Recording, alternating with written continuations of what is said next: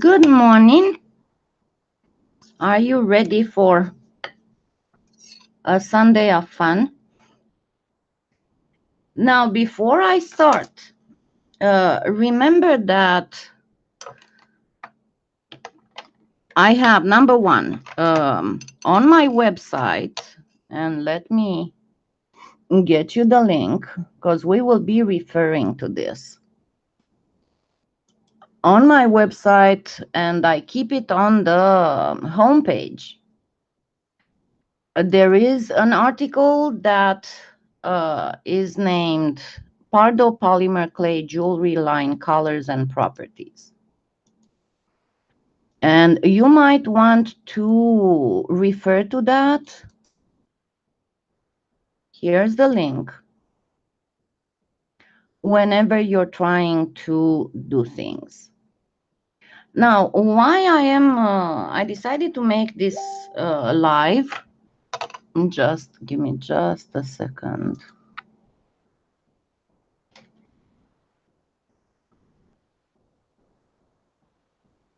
Just a second.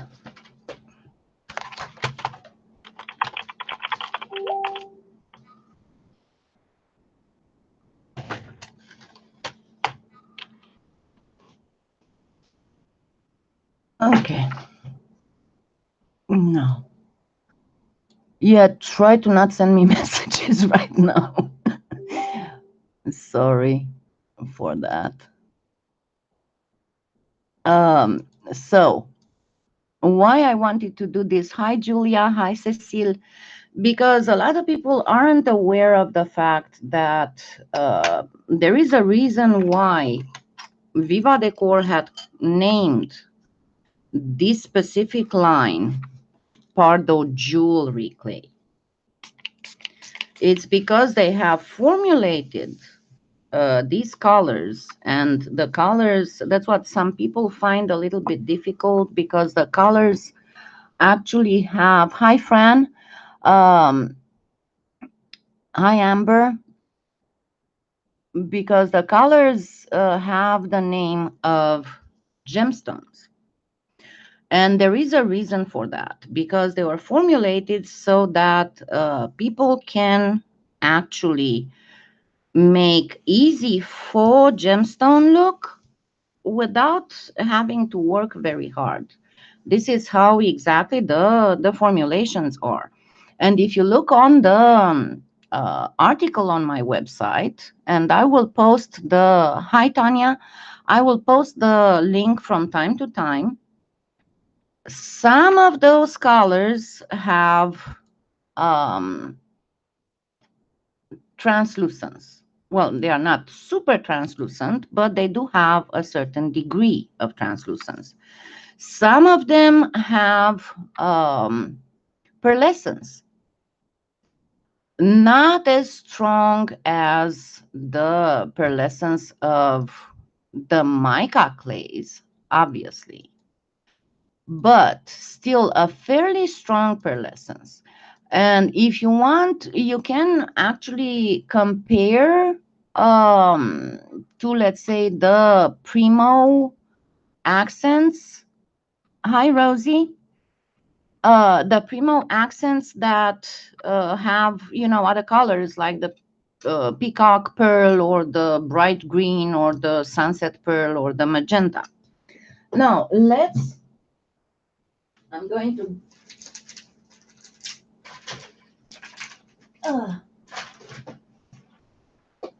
I got the Pardo clay in 2 boxes that I'm going to rummage through as we are going along with this. But let's take the blues, just a random color. Hi, Teresa. Hi, Doro. Hi, Chris. So let me gather the blues. Now, just one warning. The turquoise, you can find it both in the jewelry and in the art, and both have turquoise-ish colors, so you can use any of them. So let's see how many blues we got. And you know, I still miss a few. And I'm going to have in June to order them from that, I guess it's UK-based store that has them on a very affordable price with a very affordable shipping. And it only took about 10 days for me to get them when I put in the order.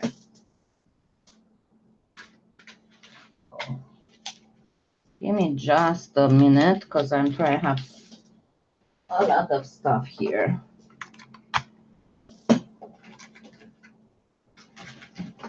And unfortunately, they have the habit of sliding when you put them in a box.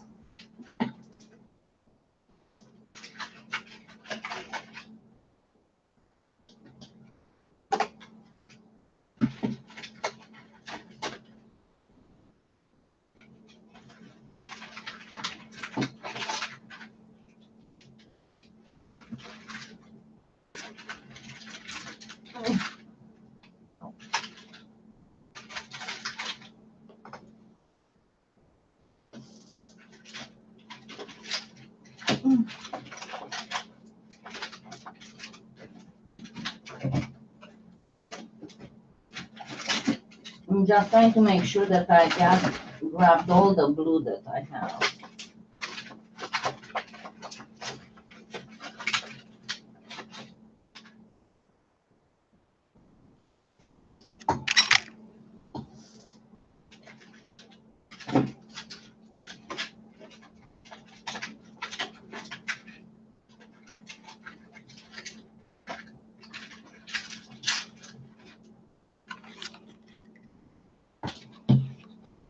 Actually, this is.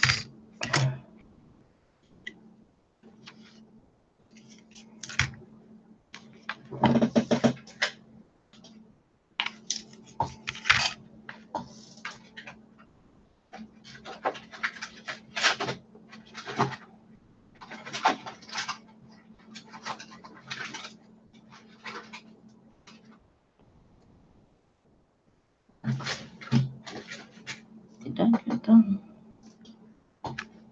On this side.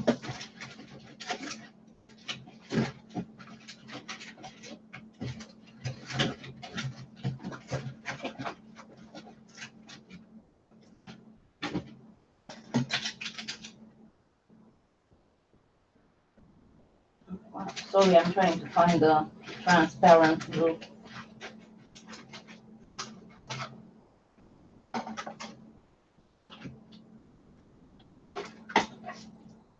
Here we go.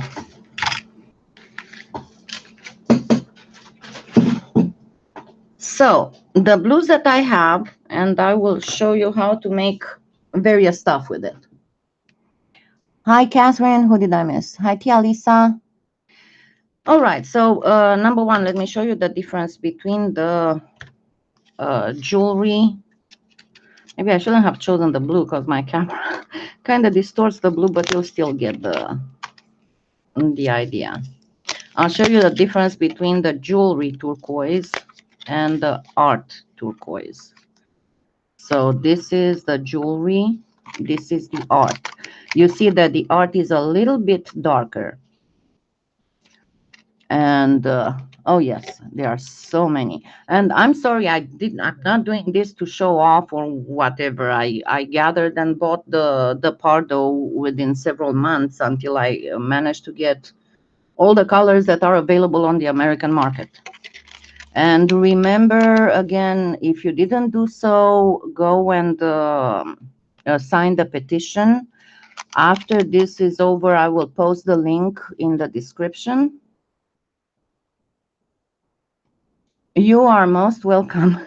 And yes, I will make that tutorial real soon, maybe even this afternoon, but I don't promise. I might take the day off just to rest. So let's see. If you go on my website and you look, they are pretty much, the blues are from 600 and then at 700 start the greens, right? So it will start with the Lapis that in Europe is actually marketed under the name of blue sapphire. So some of the names are different in Europe and in the US, in North America. Then I don't have the sapphire and the blue zircon. That's what I'm going to have to order overseas. Then comes the Anglicite, then the blue aventurine, then the Cabochon, the aqua aura, and I actually have this was mismarked. I should have the blue crystal. Hold on, I'm missing one. I'm missing the blue crystal, and then there's the turquoise. Give me just a minute because I'm missing the blue crystal. There we go. The blue crystal. And then you also have the translucent, transparent one. Yeah, it is quite a big bit of a difference. Then we have the translucent, transparent, and then other colors that can actually be used for, at least for turquoises, would be in the art clay, the turquoise, the cyan, and what did I do with the blue? I keep missing them.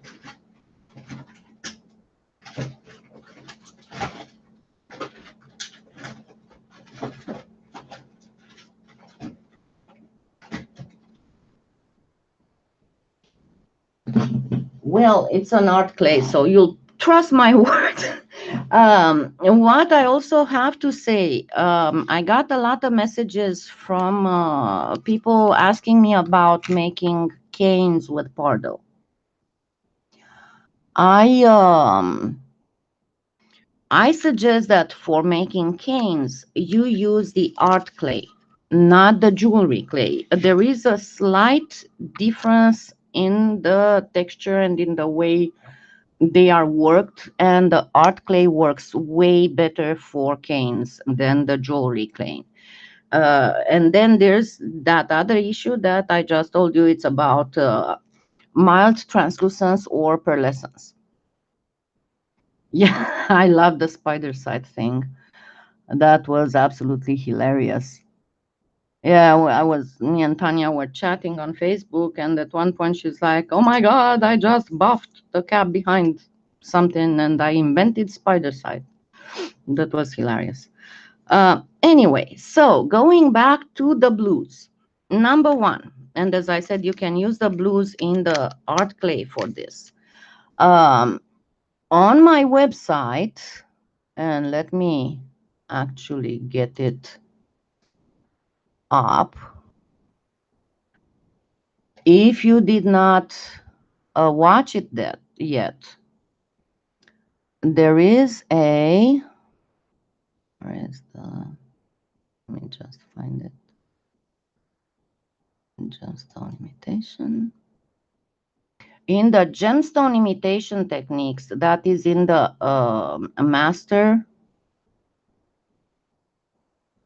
class, there is a tutorial that you will not find on YouTube. That is making do-it-yourself matrix texture sheets that are great, for example, for doing turquoise, but not just turquoise. They are also good for making other matrices whenever you have gemstones with matrix. So you simply by using any of the blue art clays or any of the opaque non-pearlescent clays in the jewelry line, you will be able to get turquoises, because the turquoises have a very, very wide range of blues that you can find them in. So obviously you will not be using something that is pearlescent. You can use stuff that has translucency, but do not use pearlescent stuff. And unfortunately, it is true that the turquoise in the jewelry line does have a mild pearlescence, but compared to the other ones, the pearlescence is not that strong. It's very, very mild.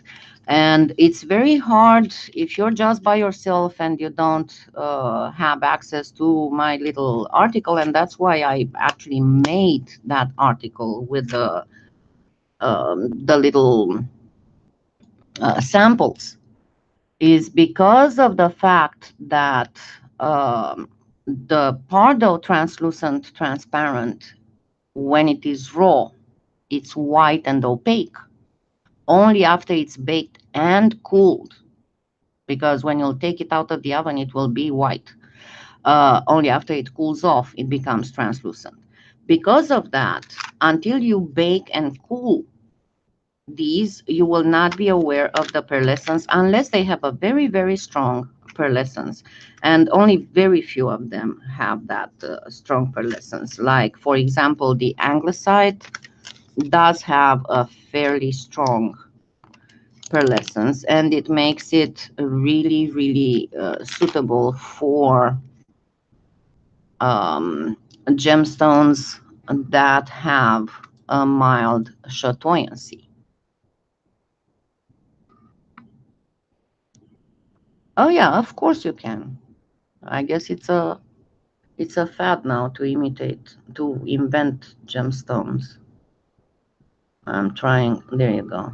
I don't know if you can see, but it does have you can actually see the pearlescence on it, while on some of them you can't. It's just not that obvious.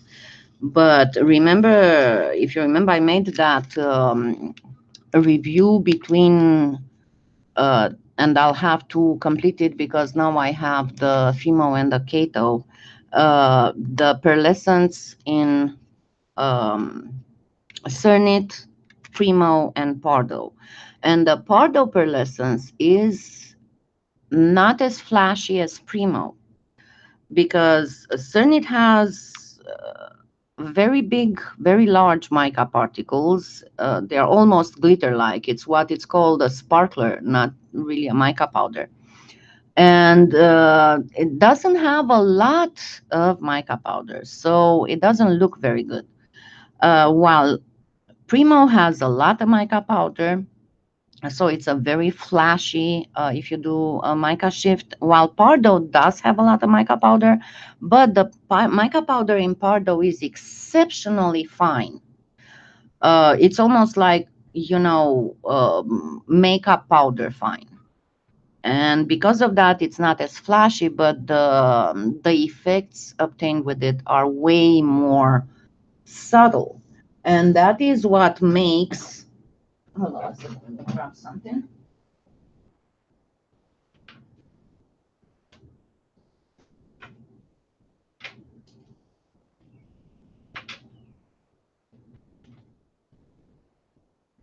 Because that is what makes Pardo to be so much better for gemstone imitation technique. I'm sorry, I touched the table. Than Primo. Because with Primo, at one point, because of the size of the mica particles, you can see it's not the stone. While with Pardo, you can't. Now, this is, and my mother of pearl tutorial. And this is one of the best examples where, yeah, with Primo, you can get a fairly good result, but you can still see it is clay because of the size of the mica particles in it. I mean, yeah, it does look, let me turn this off. You get much better effect if the camera doesn't mess up. So with Primo, you can still see that there is some kind of powdery glitter inside, while with Pardo, you can't. Sorry, Hangouts mirrors my camera view, and it's hard for me to move properly. And so you can see the huge difference between Primo and Pardo. How realistic the Pardo mother of pearl looks because of the size of the mica particles compared to the Primo. Yeah, the Primo does a decent mother of pearl, but the Pardo makes a 100% mother of pearl. And looking further at, because I got here, this is actually a sponsor tutorial with the abalone. But again, here you can see the huge difference between, when in close-up, between Primo.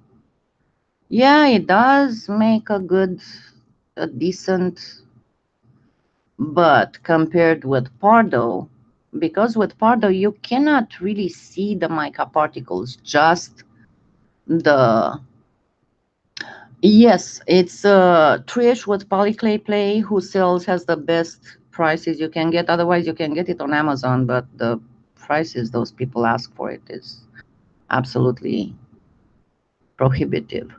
So see again, the Primo, you can see the mica particles.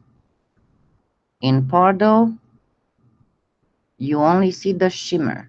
You do not see the mica particles. See, one more, again, to make the point. Again, the Primo, as I said, it does look fairly decent. Come on, camera. It looks fairly decent, but it is nothing like Pardo. You can see the difference is huge. And it's not just because of the different color. Yeah, Primo looks glittery. It will not look as glittery as Cernit, but it still looks glittery. That there is a huge, huge, huge difference. And let me just, because I only could bring close to me so many things, so I need to grab something else.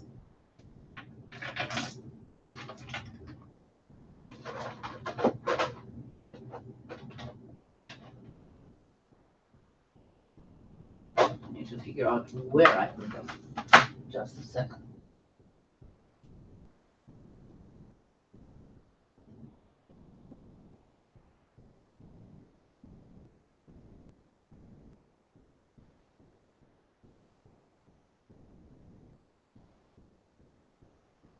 There we go. As I said, I have only so much room. Okay, so let's get back to these.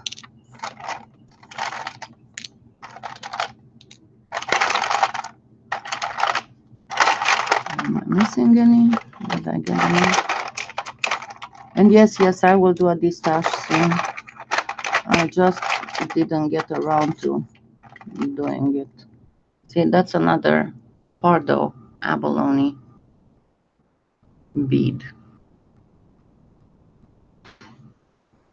So let's get back to the, so you can see the difference in the glitter. Glitter-like and non-glitter-like. And this is the Cernit.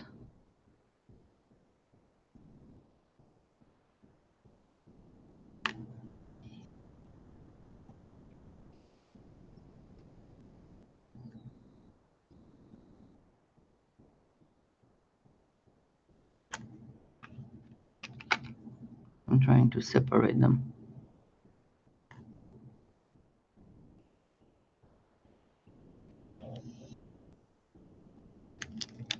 I am missing one.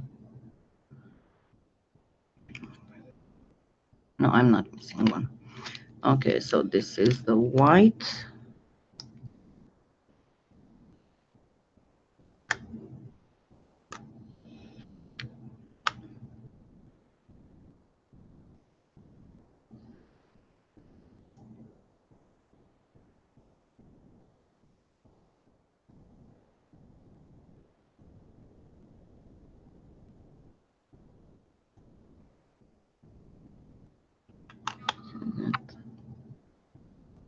Let me put this to the side. So I got them finally together. So going back to it, this is the Cernet. As soon as the camera focuses, come on, camera. The other night was just horribly stubborn on me. Come on, camera. Jeez. There you go. This is Cernet. And you can see that the mica shift is barely there. And look at all that glitter. As I said, it doesn't even look like mica powder. It looks like sparkle, that thing that's used between glitter and mica powder. So, out. Bye, Tanya. Then this would be the Primo. As you can see, it has a very strong mica shift. But you can still see the particles. And this is Pardo. The mica shift is not as flashy, but you see no particles, just shimmer. Let's take the, I'm not getting this, so I'm trying not to get the camera unfocused. So moving to gold, see the Primo is stronger, but you can see the particles.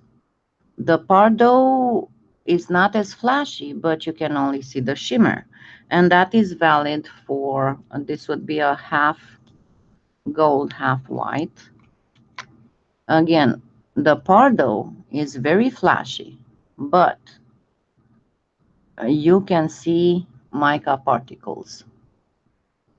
While Primo, while it's not as flashy, you only see the shimmer.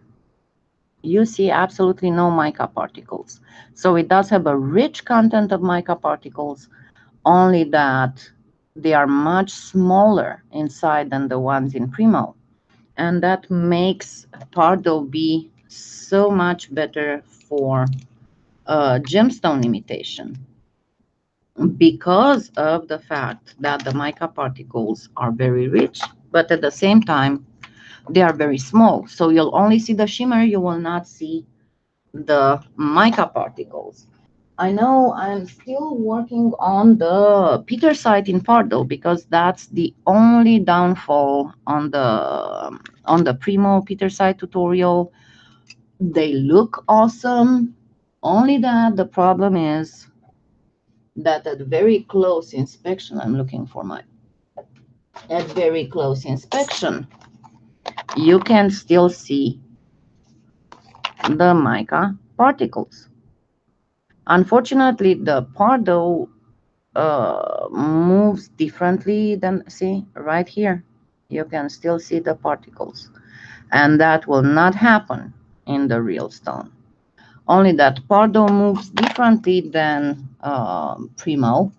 So I'm working on the manipulation technique that will allow me to do all those shimmering effects for the Petersite.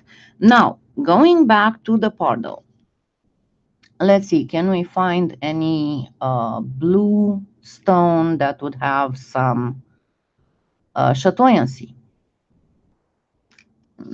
grab. And I'm sorry, my keyboard looks all mica powderish and nasty, but that's because I keep it here, and I get a new one every 3 or 4 months because I have to.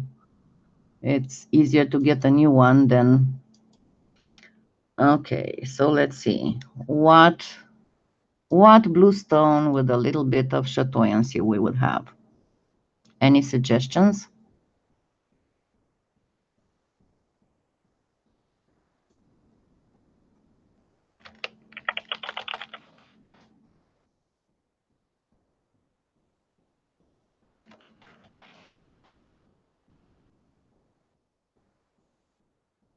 Actually, you know what? Let's try and do a simple Amazonite. If we go to search some Amazonite, the Amazonite has a little bit of translucency and a little bit of chatoyancy. And give me just a second. Excuse me, Mama.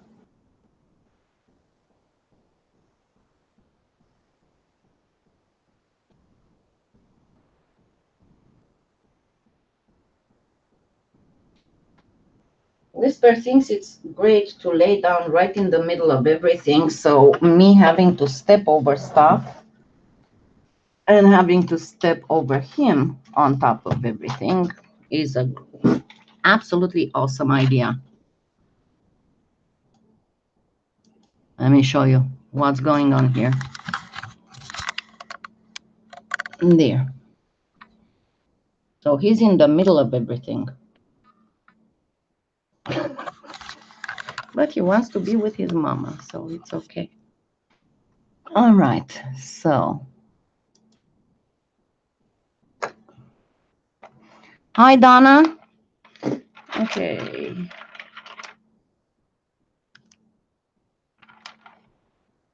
Let's look at some of it.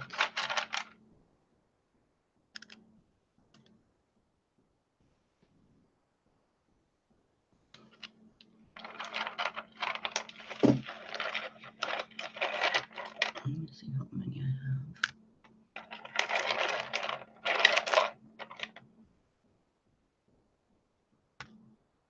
have. I know these are raw, they are not polished. This is actually not Amazonite, this is aventurine. I'm just trying to find in my.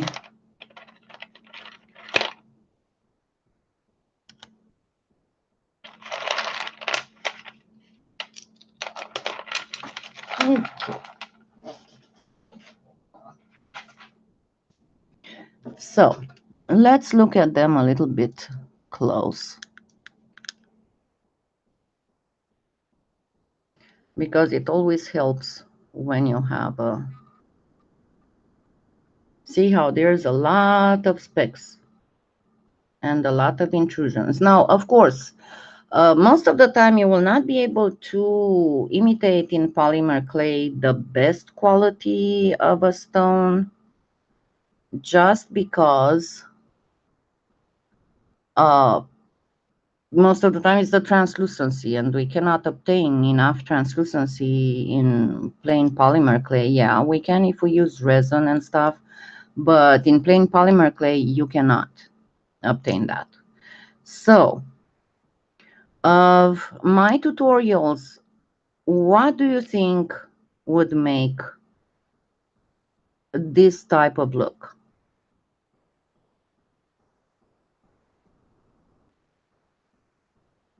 If we had to easily do, and as I said, this will be just a raw thing, and also to if you want to teach you a little bit on how to think when you're trying to imitate a gemstone. Think about the latest tutorial I posted, the one on Lapis. We have little bits and pieces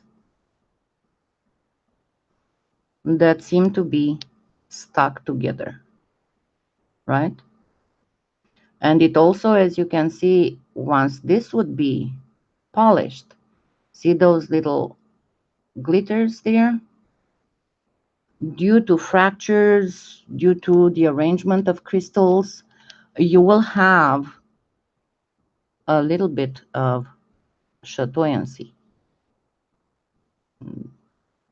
Right here, there's a, let me see if I can grab it with the camera. It's right here. There's a fibrous. See, this, once it's stopped polished, it would get chatoyancy. When I did a live about a month and a half ago, I think, when I showed you several gemstones and I explained the differences between chatoyancy, opalescence, adulorescence, labradorescence, and so on and so forth. And I said then that generally the chatoyancy happens whenever you have needles, tubes, or little sheets that cause the light to reflect and refract in a certain way. Like with the tiger's eye, you have fibers. With the Amazonite, you'll have not so much fibers as you will have little sheets. And you can see the difference in the crystalline structure, how this one would be much more prone to get chatoyancy because it's got these sheets than this one would be, because in this one the crystals are pretty much, they do have some pieces of sheet. Exactly, it would be a chop and toss, but if we want to get just a pinch of this chatoyancy, and the only problem with Pardo, and I'm going to tell you right off the bat, the only problem with Pardo is that it's not very amenable to using powders. Once you use powders when you chop and toss, you'll have a horrible time to get it to stick together. So you have to think here, you have two choices.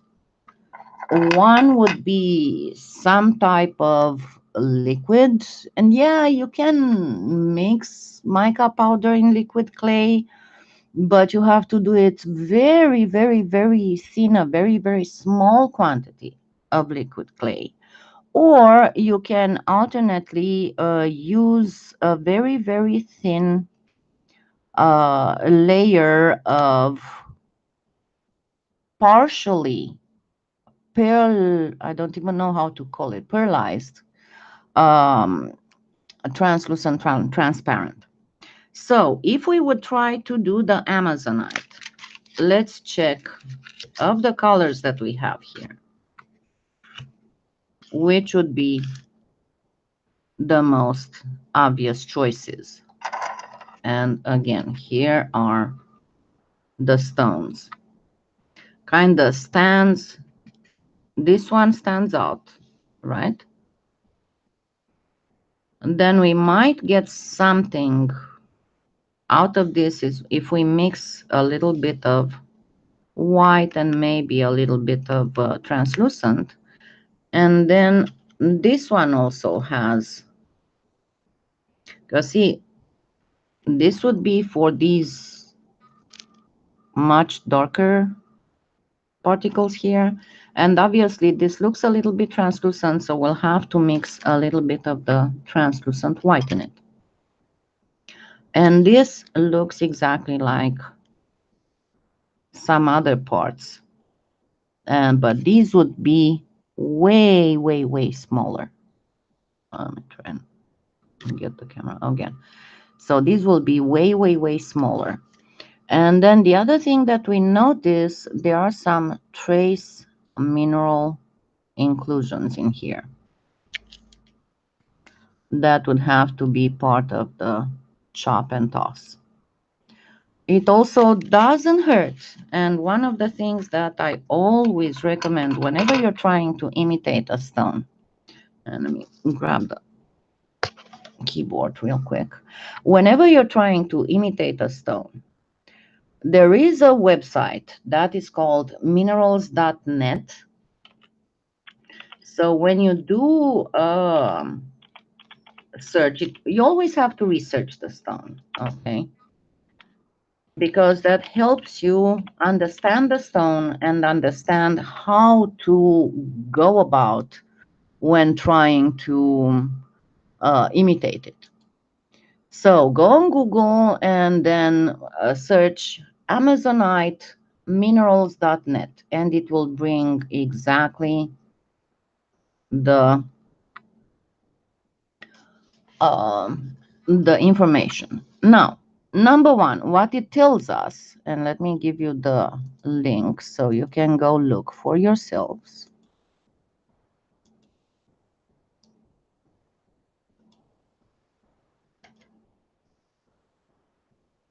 So if we look, the website tells us is a translucent to opaque. So we will have areas that will be translucent and areas that will be opaque. And it tells us it's a feldspar. What is a feldspar? The feldspar would be the same family of gemstones, if you want, like the labradorite or the rainbow moonstone. So it will have the same type of triclinic, that sheet-like, if you want, almost like mica sheets, but not as thin. The sheets are a little bit thicker that cause that refraction and reflection. Then it tells you what color it may be. Now the most common is the blue with a slightly greenish tinge, but you have all these color hue combinations. The purple, gray, and multicolored are not so common. And then it tells you that um, it has a very high hardness, much higher than the lapis that I just talked about yesterday or the day before. The Mohs scale, MOHS, scale of hardiness of gemstones. And you see, if you look at that website, you see you have chemical formula, color, and then hardness. That will tell you the Mohs scale goes between 0 and 10, with 0 being the least, and you'd have like the gypsum that has 1, and the highest be like the diamond that has 10. And this will tell you how much you need to buff or shine your stone. You can see here that the hardness is 6 to 6.5. So, and the luster below says vitreous. Vitreous means glass-like. So that tells you that you need to buff whatever stone you make at a very, very high shine. Compared to the turquoise only has a hardness of 2 to 2.8, I think. And as I said in pretty much all the tutorials I made about turquoise, I think, never buff a turquoise to a very high shine, because only turquoises that have been altered, bonjour Claudine, that have been altered and have been chemically treated become harder. And also, of all the turquoise that's mined, at least half of it is not gemstone quality because it's not hard enough to be actually used in a cabochon or whatever. So the luster in the in this little table that tells you all the information about the Amazonite will tell you how how much you're supposed to shine it. So anything that's a 5 or above will be very, very shiny. Everything that is less than 5 will not be so shiny. So if you want to do a believable gemstone, for gemstone, you need to follow that thing too. And as I said before, another thing that you need to look for when making a faux gemstone, try and look a little bit on the price, because some gemstones are very, very valuable. So that if you would go making something that's like over 10 grand a carat of good quality stone, and you'd make these big cabochons, it will be already. And then the other thing, when you're making pieces of jewelry, think about this. I know it's the tendency, oh, yeah, but we cannot find a piece of stone that big, and I have this vision on my piece of jewelry that would require this big piece of. Think about something else. The biggest giveaway of any faux gemstone made in polymer clay, no matter how realistic it is, the biggest giveaway is the weight. Stone is very heavy. Now think about if you'd have gemstone cabochons that would be this size, and you would try to make an earring or even a pendant this size, it will weigh you down horribly. So keep that in mind also whenever you make your pieces. If a bangle made out of gemstone is not that difficult, um, Cecile, now that we have somebody who speaks only French, can you help me a little bit, if you don't mind? I don't know if you can. You're still on your phone. I know Cecile broke her tablet screen. So anyway, going back to the what the website tells us, go down, scroll down, and after you see the Amazonite auctions, and that tells you that it's not a horribly expensive stone, so you can go and make figurines and make big bowls of whatever you want without it looking fake just because of the size. Then we see it has white lines or alternating streaks mixed in and can have uneven color distribution. A deep forest green color is most preferred, but Amazonite gemstones can also be light green and bluish green. Grayish green and very faint green stones also exist, but are not commonly used as gemstones. Care should be handled with Amazonite, as it is sensitive to pressure and can easily crack or chip. So what did we just find out? That we can actually, even if the specimens that I have here are mostly blue, it tells us that we can actually use some green.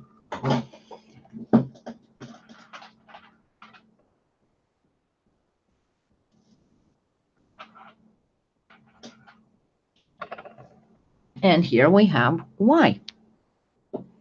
This is some Amazonite that has a more greenish hue.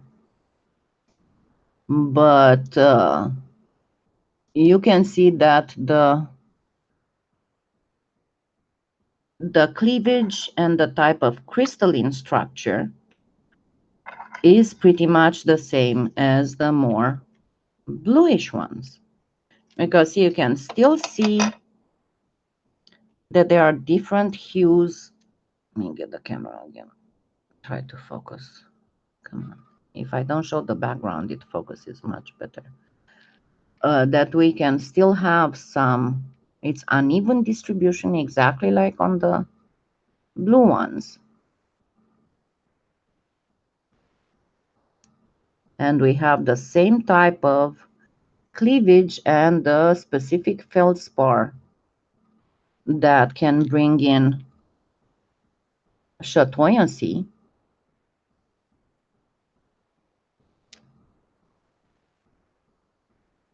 And that, again, it can have inclusions. So, knowing this, what can we do? We can keep this because we can make if we want, or we can make some inclusions of darker blue if we want, or we can just put it aside and then go for a more greenish blue. We are going to keep this because it is a greenish blue, even if it is turquoise. But remember, the turquoise in in jewelry compared to the turquoise in art, the turquoise in jewelry has pearlescence. Then we have this that has pearlescence, the angosite, which is awesome because we will need pearlescence whenever you have a feldspar, whenever you have that type of cleavage of a crystal, you will need pearlescence. Now let's put these aside. And as I said, if you want to make a turquoise, just go make yourself a matrix sheet, a matrix texture, so you can use it on any type of turquoise. So let me put these aside and let's take a peek at the greens. Actually, I must keep the blue here, the translucent blue. Now let me gather the greens.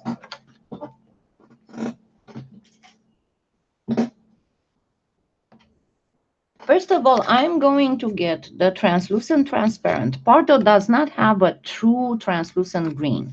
It has something that's called aqua. But if you notice, it is pretty much the perfect hue.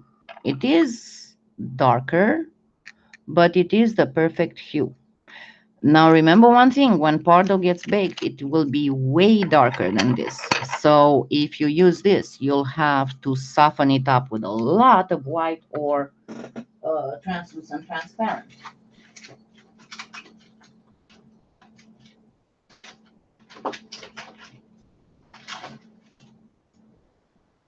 And guess what?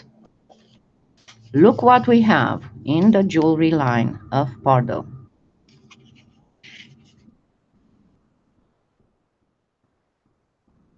So that, to start with, already gives us an excellent starting point. But that is only if you want to go for a fully green Amazonite. If you want it to be more realistic, you need to do that uneven distribution of color. And if you look in the list on my website, and I will post again the link for the people who came later,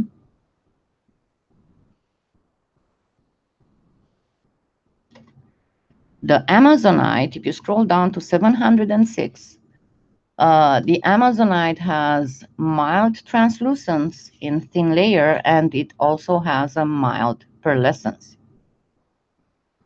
So let me grab some more.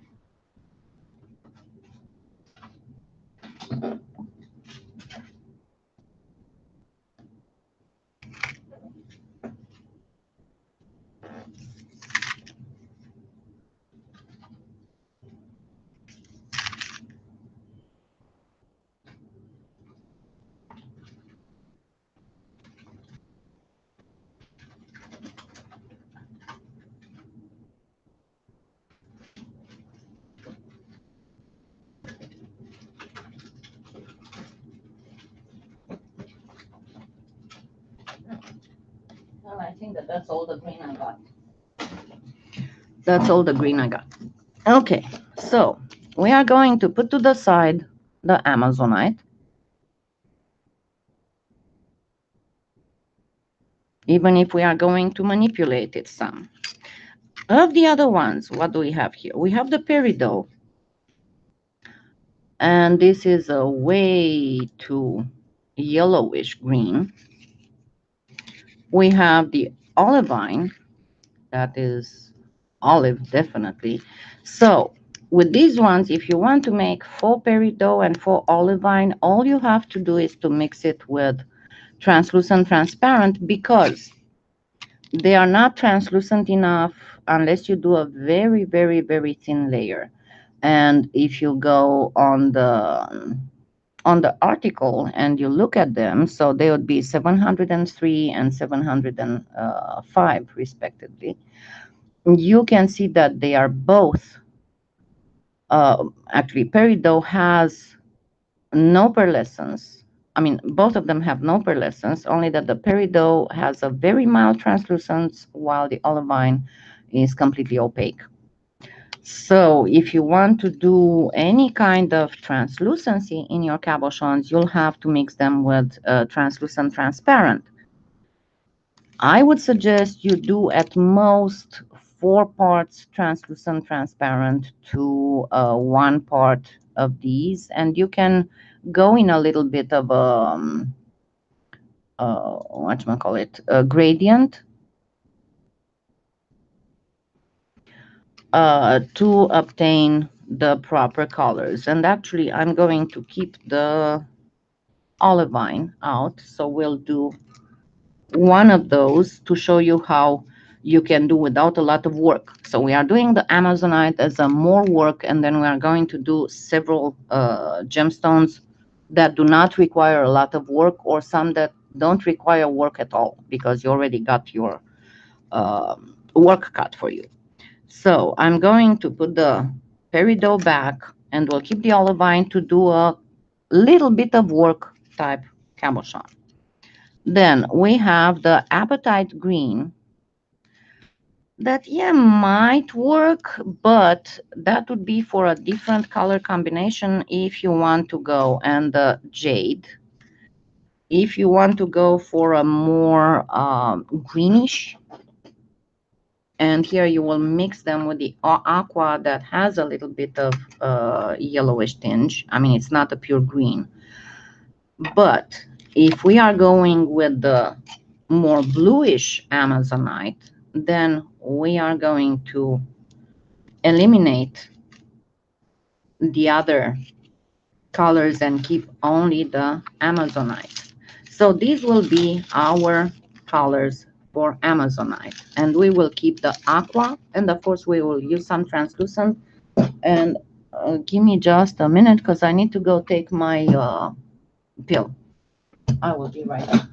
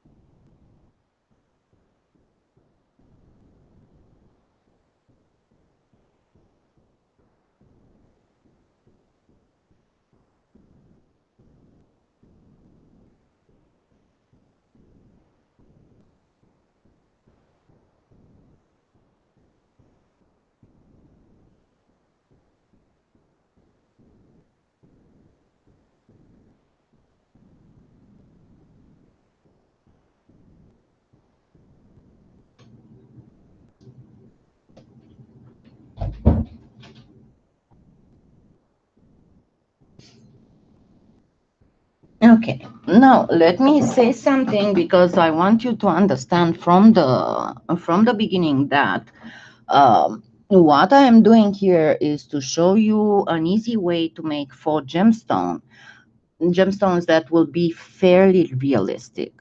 For the real realism, you will have to do a little bit more work. But it's a way to make faux gemstones that would be decently realistic without having to do a lot of work. Or if you have to do more work, but this is why I am showing you, and I was going to make a tutorial on this, and I thought, why not just make it live on how to think when you're trying to imitate a gemstone, and the fact that you need to do a little bit of research. Hi, Edith. Hi, Deborah. It's okay. All right, now, so we have this that will require a little bit of work. And let me get some other stuff that will require a little bit of work.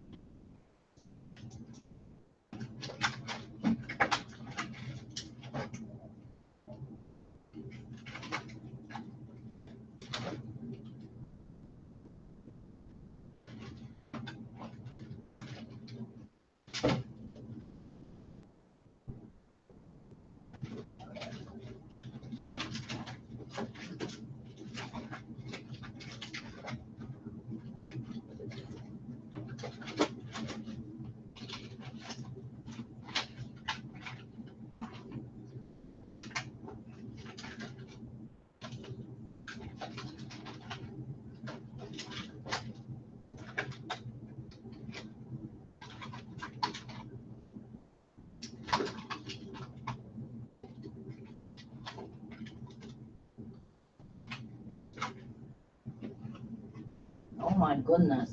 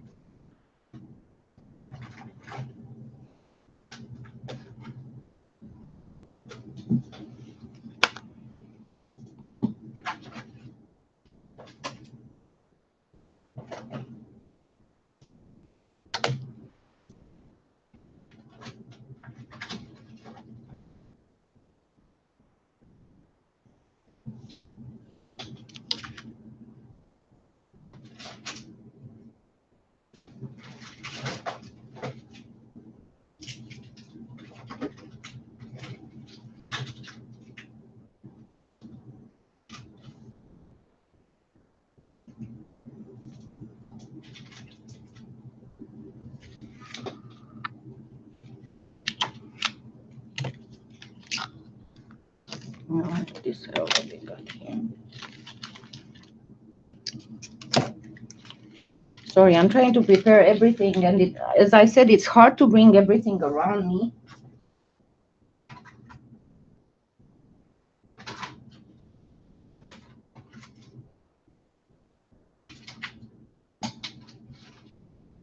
It's like I had them all, and now they are hiding.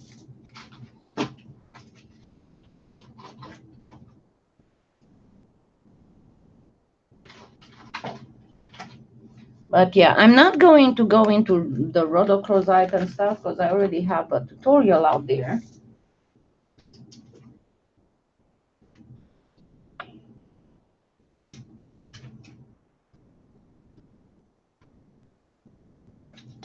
Dear, no. Goodness gracious.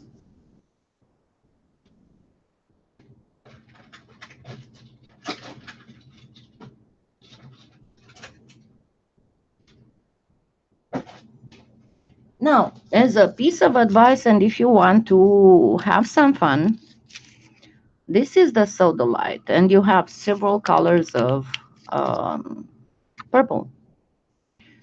So consider my lapis from yesterday or the day before, and try to do some sodalite by yourselves. Come up with it by yourselves.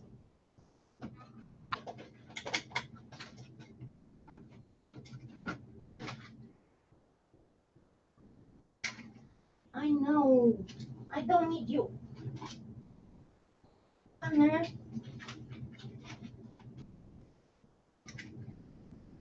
I don't need you in here. No, I don't. Shoo shoo.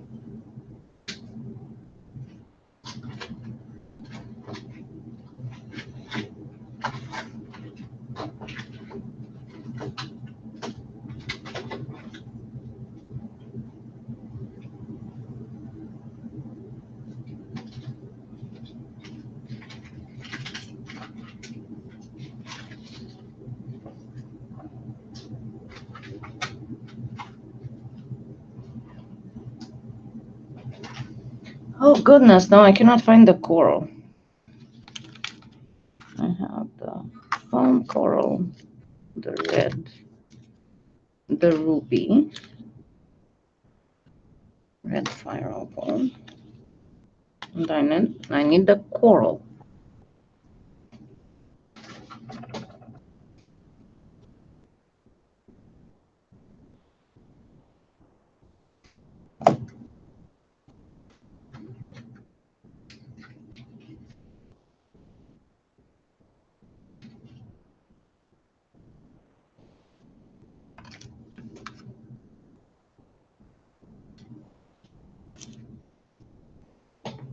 I'm sorry I'm keeping you waiting like this, but it's a total mess in here. With me trying to find stuff.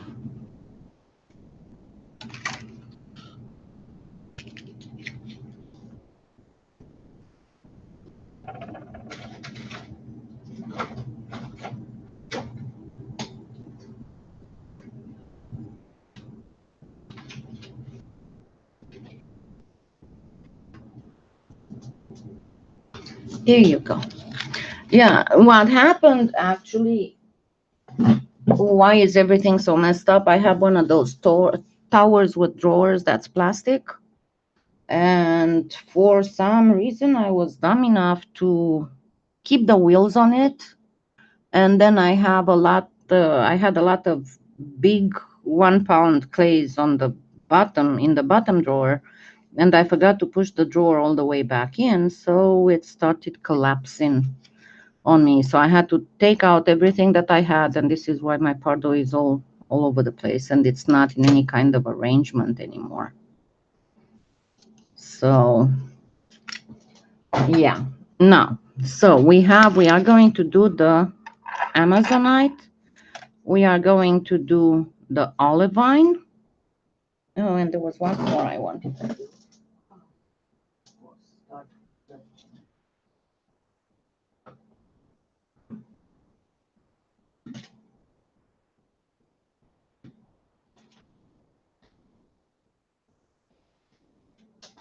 Okay. And so we are going to do the olivine obsidian. And I don't have the amethyst. I only have the ametrine. But we can use that.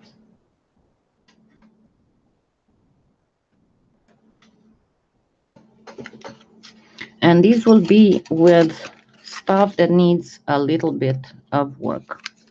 Not a lot. And especially because some people have asked me about doing a Skinner blend with Pardo. I did a few Skinner blends with Pardo in some of the tutorials with Pardo, but I'll show you live how to do one. Then we are going to do another one that requires less work than the Amazonite, but still requires some work. And that would be some calcite. And I will show you in a second how everything works. And then we are going to do something that requires no work at all, almost, by Cecile, and that would be the coral. So let's start first with the one that requires almost no work. Here you have several choices, of which two, guess what?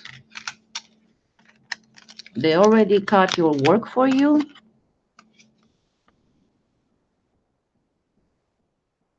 One is coral and one is foam coral.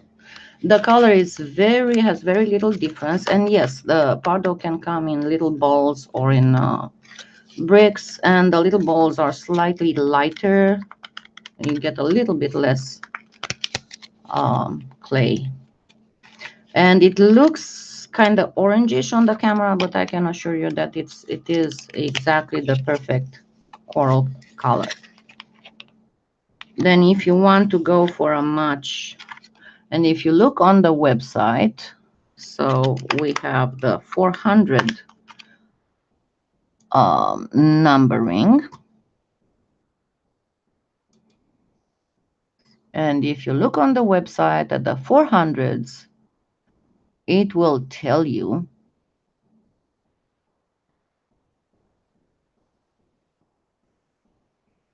what you can use. So, can we use the ruby? If we look at the ruby has mild translucence in thin layer. Well, we don't need a translucent for coral. And it also has a very mild pearlescence. Corals have no pearlescence whatsoever. So we put this aside. The garnet is way too dark because it's pretty much a brown. Then we have the coral. And guess what? The coral is opaque and has no pearlescence. Then I don't have the pearl rose, tiger's eye, rose chalcedonian. Those are too pink. And the opal, obsidian. So we go down to fire opal red. The fire opal, the red fire opal has a very mild translucence but has no pearlescence. So it can be used for a redder coral. And then we have, why is it not shown? Oh yeah, ruby we already did. And we have another thing that can be used, and this is from the art clay, just plain the red in the art clay. Hi Angie. Hi Charlene. I buy it from Polyclay Play. And whatever Trish doesn't have anymore, I get from a store. I will put all the links at the end of this live. I get it from Europe. There's a store that has a very decent pricing, and then their shipping is very decent.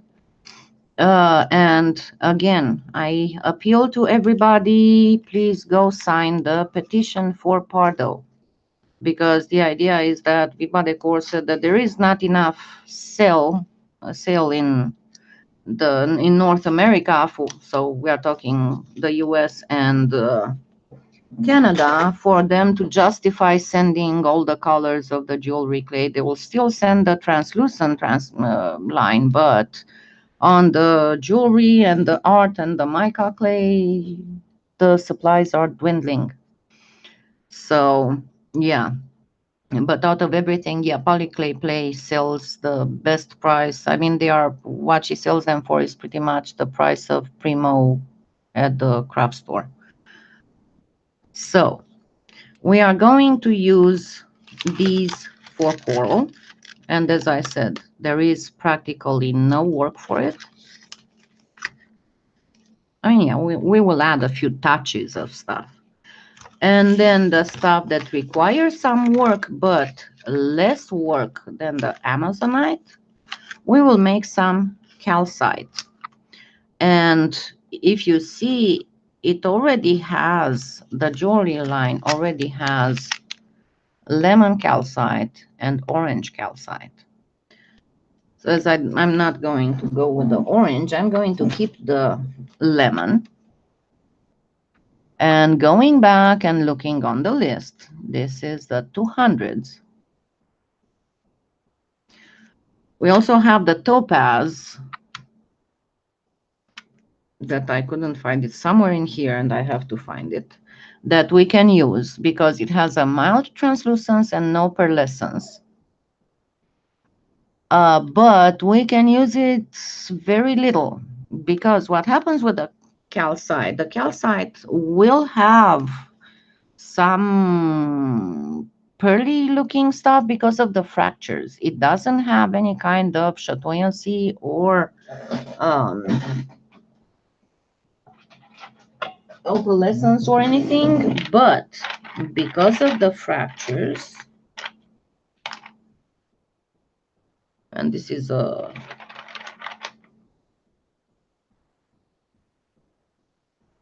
you will have areas of calcite that are translucent and areas that are shiny. But here we are talking about plain mirror-like effect, the same as it would be if there were little mica flakes in between it. So we do need a little bit of pearlescence. I'm trying to find some calcite here. I have another bowl.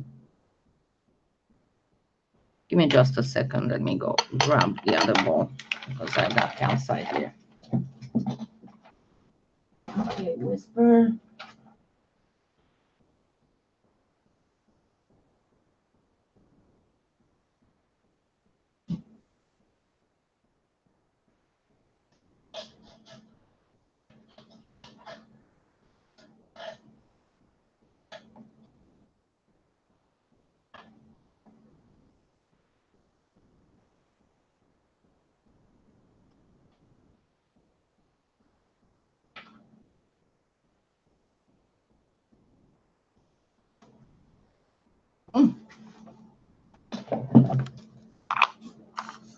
Okay, now going back to that minerals.net website for information.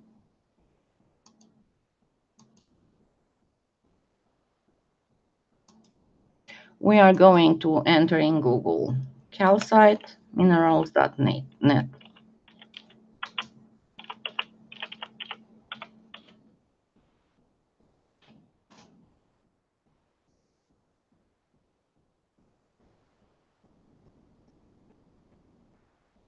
So it's one of the most common.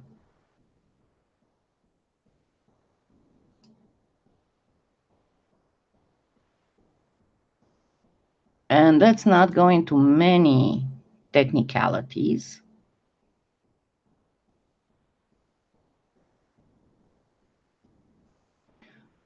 And go directly to that little table that gives us information. So I think of calcite pretty much like a quartz that would be not so transparent and would have much smaller cells. And because the cells are surrounded by these kind of shiny mirror-like, mica flake-like stuff, it appears very little with very little translucency. So it has a hardness of 3, so it will not go very shiny. The color, it's colorless, white, yellow, brown, orange, pink, red, so all kinds of colors, including multicolored or banded.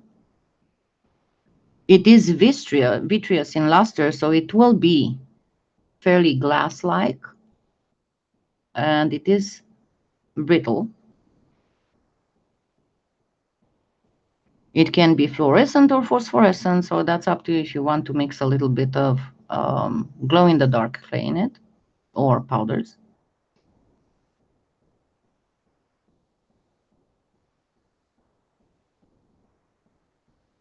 and it's a metamorphic.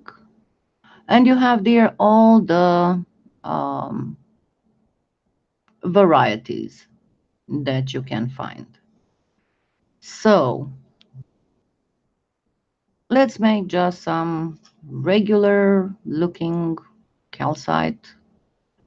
So obviously what we will need to do is again chop and toss, but this time, okay. Oh yeah, and another, let me interrupt this for just a second.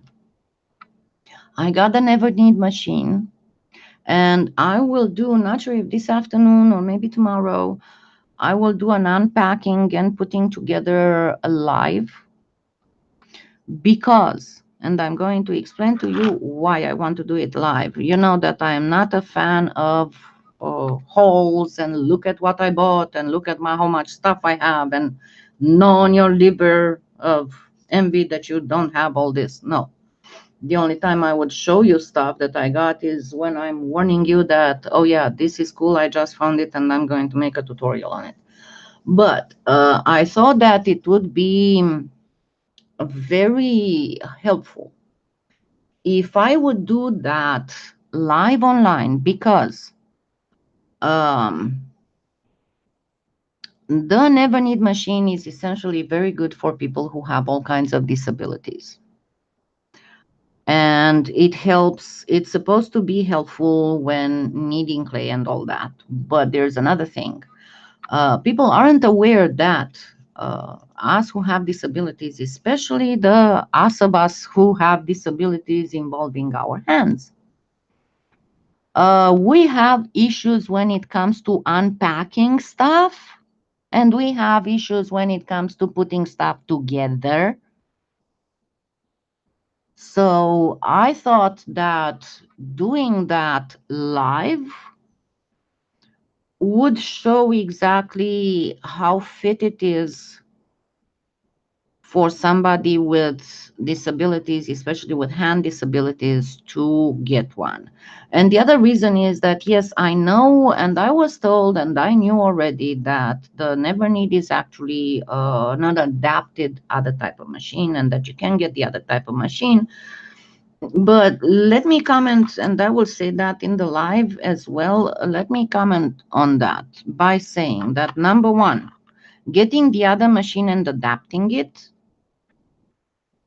one, it involves still spending money, and two, um, let me ask you this: if I'm disabled and I cannot do much for myself, how in the world am I going to adapt that other machine, even if I'm going to buy it, and won't the total cost be more than the Never Need?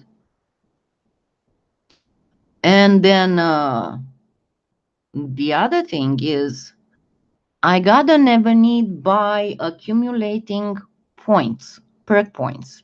I'm not sure if you're aware of the fact that Trish has a points reward on her website, for which you get $1 for every 1 point for every dollar spent. But not only that, because I know that I was talking to Teresa and she was like, "Oh my God, did you buy stuff for $1,200 from her?" Well, no, I actually bought stuff for about $900 from her since I started buying from her in so many months. Because doing all these experiments and all this stuff for tutorials, yes, I do spend about $100 a month just on that. But you also gain those points by doing other stuff like uh, following on Twitter and liking on Facebook and bringing a friend and all, sharing, reviewing stuff, sharing on the customer gallery, whatever you did with what you purchased. So you accumulate all these points. It is 1,200 points to get a Never Need. And before that, you can redeem your points for discounts. But yeah, you can get a Never Need if you put aside your points. In time you will get them. So buy a different machine and adapt it. So spend money, or just buy the stuff that I always need. I already need. I'm going to buy anyway. And then just wait patiently until I get all the points, and then I can get a never need machine for free. I don't know, for me it was no brainer. So anyway, let's get back to our stuff. As this is not calcite. I'm trying to show you different colors of calcite because I have a few colors here. Oh, this is a septarian stone. I didn't even know I had this. These are quite rare and quite valuable. Oh, and if you've never seen one, this is a red tiger's eye. No, this is not a red tiger's eye. This is a brachiated jasper, but I have a red tiger's eye somewhere too. Somewhere here. No, this is a brachiated jasper. I'm sorry, I thought it was the red tiger's eye. And it's not.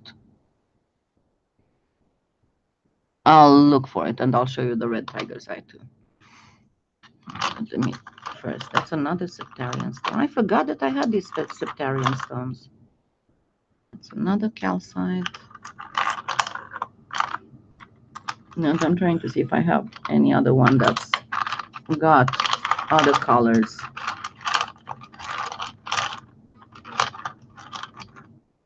Oh, look. A piece of geode. Just, I got so much stuff I even forgot what I still have. But yeah, this is a pretty piece of geode. And it actually has some calcite in it. And quartz. That's cool, huh? Anyway, so yeah, this is some calcite. This is some white calcite.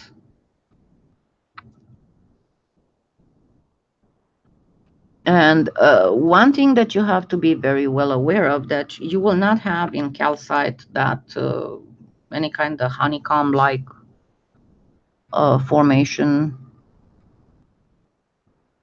So it will be pretty much a very, very, very fine chop and toss with a little bit of directional stuff for, come on, camera, to obtain the shininess and pearlescence. There we go. This is actually a cherry, I think. And this is a yellow one.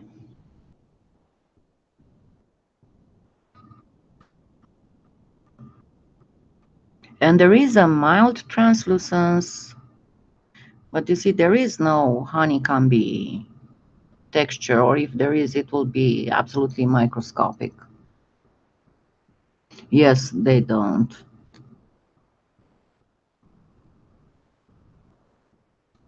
That would be great. That would be great. But I don't know if you could afford the shipping, because generally merchants, they have contracts with the mail carriers, and they get deals on shipping.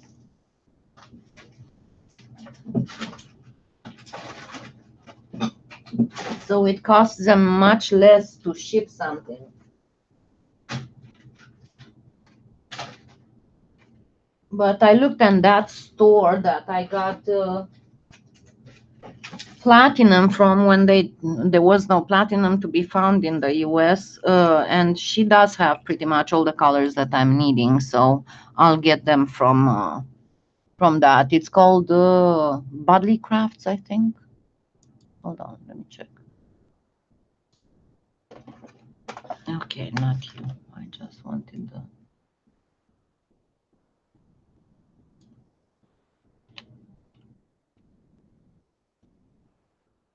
I think that's how it was called.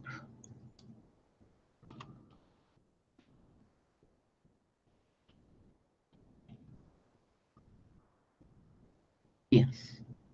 Bodley Crafts, and I'll post the link in the chat. And then, as I said, I will post the links, all the links necessary in the video description.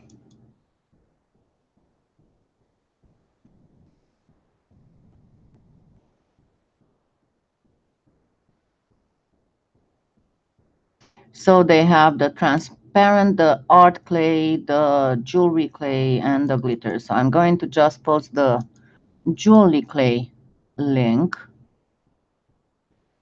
and then you can just look at the other stuff from there. But as you can see, the prices are very decent, very, very, very decent.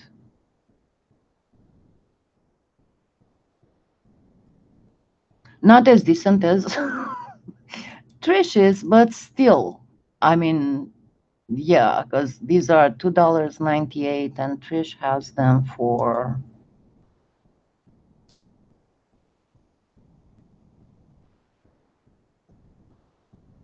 $2.44. So you are much better deal. But if you don't, if for the colors that Trish doesn't have, you can still get them from this store. And I think I got, when I ordered, I got like 8 packages, and the shipping was a little bit over $5, so it wasn't bad at all. And and it was prompt, as I said, it was very, very prompt. So, getting back to our stuff, let me see. Yeah, it will not let you put. What do you mean it cancels out? Probably it won't let you put links. Okay, so let's do some yellow calcite. So I'm going to use, going back, we need something that might have a little bit of translucency and have a little bit of pearlescence. So obviously the citrus calcite, lemon calcite is an excellent option. The yellow aventurine has no pearlescence. It does have translucence, but no pearlescence. And neither does the topaz. So we will have to do something about the pearlescence. Now, and here is a very important point that needs to be addressed, because that is the other thing that we all know, that people try to copy, and they don't realize that there are certain aspects that have to be taken into consideration when you're trying to do a stone. Let me put it this way. Yes, you can practically get any color pretty much that would be yellowish based by using gold mica clay, right? To get a pearlescent, that would be. But what will happen, let's say you get a gold mica clay and you want to do a red pearlescent. What is going to happen? Yeah, you can color the gold mica clay either with alcohol inks or by adding some red clay in it or whatever. What will happen though, when you do your whatever you're doing, the clay will be red, but the mica will still be gold. So this is the biggest issue when trying to do this kind of stuff. Can I pearlize any of these? Yes, I can pearlize them if I have yellow mica powder. I cannot, well, maybe I can, because the yellow is such a light color. So yeah, maybe I can pearlize it by mixing it with something that has white pearlescence. But that would not be the case if I would try to do a red pearlized or a green pearlized. You need that color of mica into that pearlescent clay. Think about the Primo, you're used to Primo. Think about Primo. On the peacock pearl, you have bluish mica particles in it. In the green pearl, you have green. The violet is a little bit weird, because with the violet pearl, the purple pearl in Primo, the clay is purple, but the mica is blue. It's actually one of those iridescent duo. It's the dual blue, red blue, that pretty much similar to the dual red blue that you find in Pearlex. But yes, Badly is in Europe. So we'll have to be very careful here if we want to create any kind of pearlescence. As I said, because it is yellow and because we are going to work with a very light yellow, in this case, yes, we can pearlize it with the addition of a little bit of platinum. But if it were any other color that was less, more stronger, not so light, then no, we wouldn't be able to pearlize it in a realistic way. Okay, so talking everything, I got here the translucent yellow and the lemon calcite. Then for coral, I have the red from the art clay. Then I have the red fire opal from the jewelry clay, and then the foam coral and coral from the jewelry clay. As I said, I'm going to go as long as I can, and I thought I might actually take short breaks and maybe even interrupt for like 10 minutes and then restart the live. But I want to do this Memorial Day special and keep you um, to do these stones on live so that I can explain how you go about um, creating, how you go about imitating a gemstone, creating a faux gemstone, and showing you how with Pardo, in some cases, you don't have to work hard at all to create decently realistic faux gemstone because they already have cut most of your work for you. And even with this, I am going to try and show you with these, I'm going to try and show you the shortened version with less work and the longer version with a little bit more work. But that's why I showed you how to. Yes, she did. Yeah, she did. Yeah. If you want to buy, if you're in Europe, and you want to buy that, I would recommend Bodley, not Trish, because the shipping cost would be way higher than per total than now. Of course, if you want to buy for $200, it might be cheaper from Trish, but for a regular purchase of clay, I think that the shipping cost from Trish might be higher than the slight difference in price per package from Bodley Crafts if you're in Europe.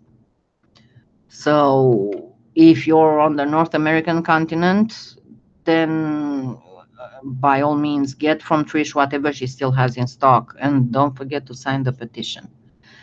All right, so let's go first with the coral, and I'm going to put these close so I don't have to go around and do stuff I don't need. When it comes to the coral, we have several kinds of red coral. We have the brand new coral, and then we would have some aged coral, of which the most known is the Tibetan. Let me try and find the. I'll just post you the Google search link.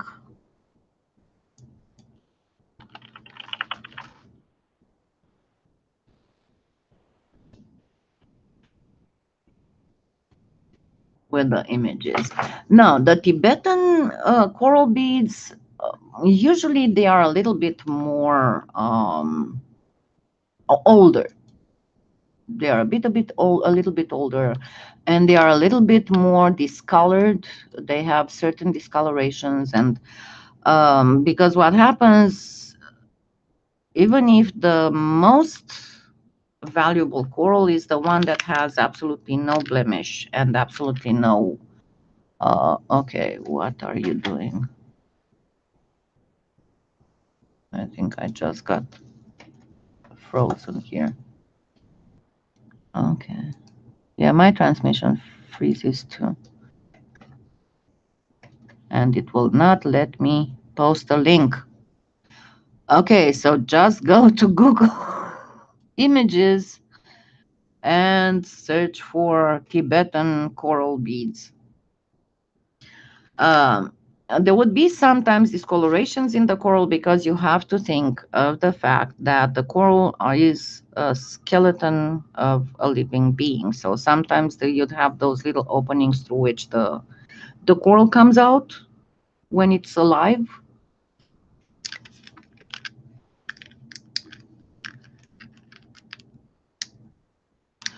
Yeah, not in North America. And local Amazon would be wonderful, but not in North America. Unfortunately, the North America on Amazon, there's a lot of price gougers, and you will not believe the prices some of them ask for stuff. I was looking just last evening. I was talking to Deborah about the Cosmic Shimmer line, and as I said, that the gilding polish is not something I was impressed of, but I would really like to try their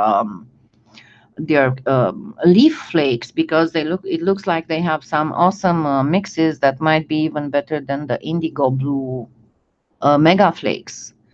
And then when I started looking on Amazon, I found some people that are putting the Cosmic Shimmer leaf flakes up for $50 for a container. I mean, what the heck?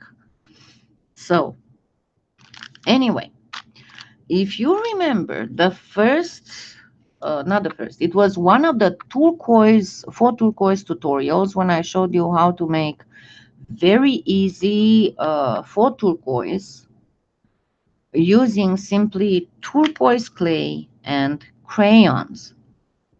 And this is perfectly valid for making Tibetan coral beads. So let's grab some crayon.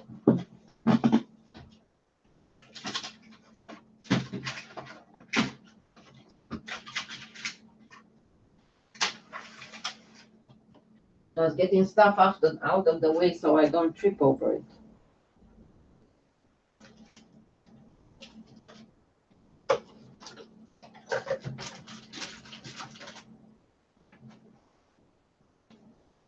And the discoloration in the Tibetan coral beads, number one, they are a little bit more orangish than the others. So out of all of this, what I have the most orangish would be the foam coral, I think. So that is what I am going to use.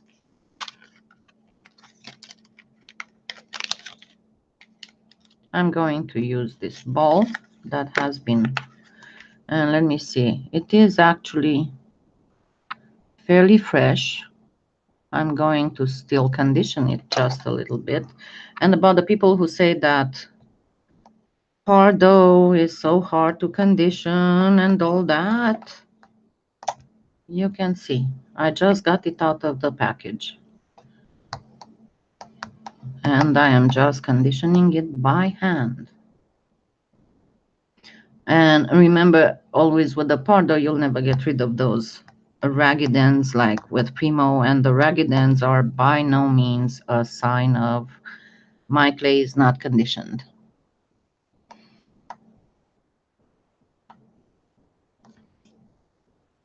You mean the Viva Decor powders, or you're talking about the Prima Marketing, the waxes and powders that I've been using lately?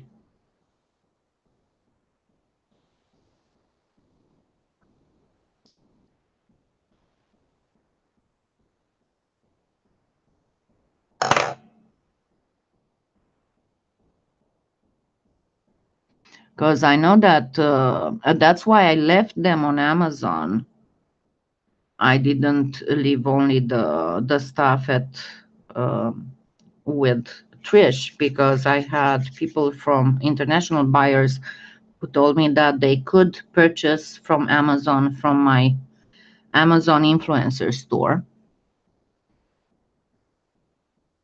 So we are going to make simply some cylindrical beads.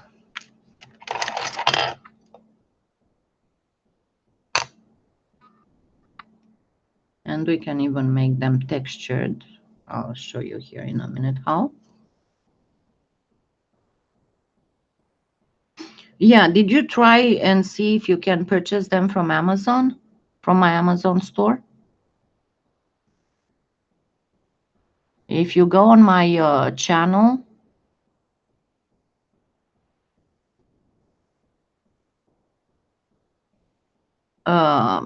should be on the header image, should be a little A for Amazon, and that will bring you directly to my Amazon influencer store, because I try to get the best prices, and I have little comments there that should help you with choosing. I have been playing with stuff here, and I get all kinds of, oh gosh, where's my, there you go, all kinds of little pieces of glitter and stuff.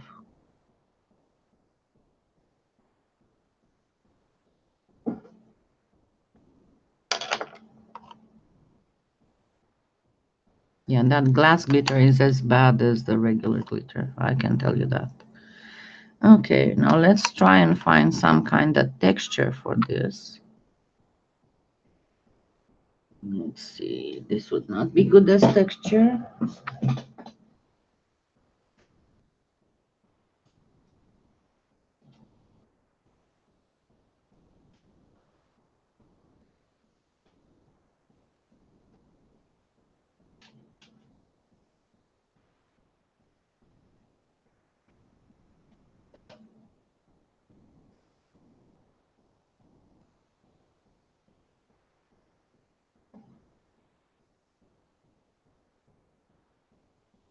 Now, I don't know if they finished the sale, but remember that I posted on the Facebook page that PMSIM Connection is going out of business and that they have a out of business sale. And they have a lot of textures on sale, and something like this is now $1.99. So this is what I'm going to use for texturing.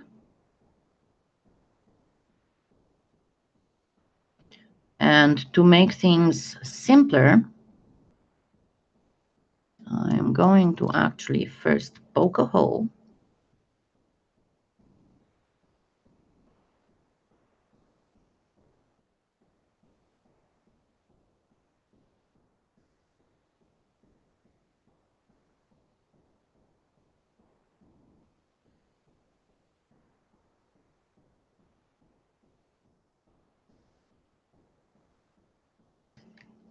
Then I am going to put some crayon.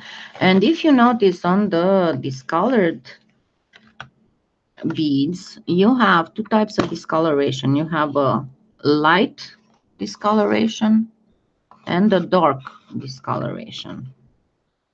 So let's use some brown, because it will lighten up a little bit the clay around it as well. So I'm going to take, and this is the cheapest crayon you can get. You don't need something that's expensive. I got this for $1 at the dollar store.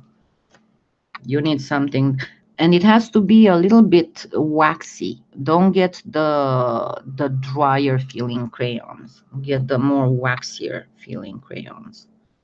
And just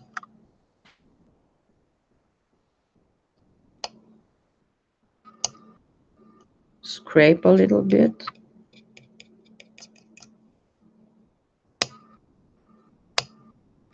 And let's scrape a little bit of brown too.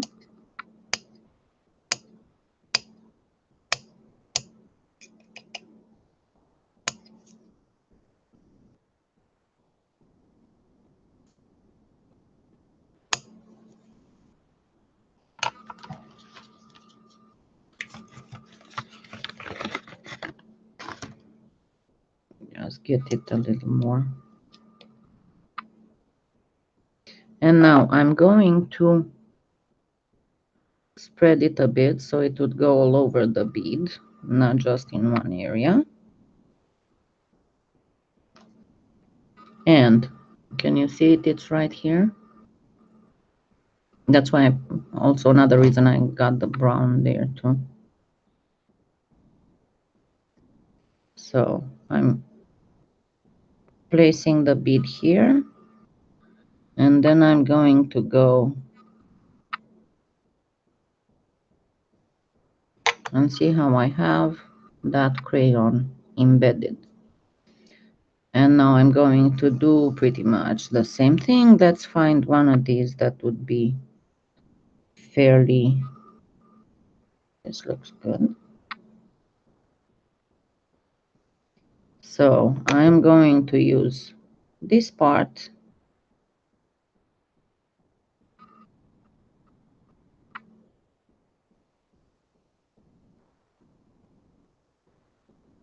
come on. And once you get to the top, then you just go with the, and there we go.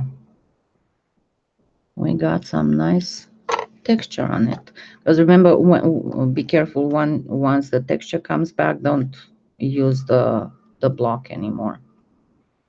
And now our only issue is that, let's see, the ends got a little bit distorted. So we are going to actually trim them just a little bit.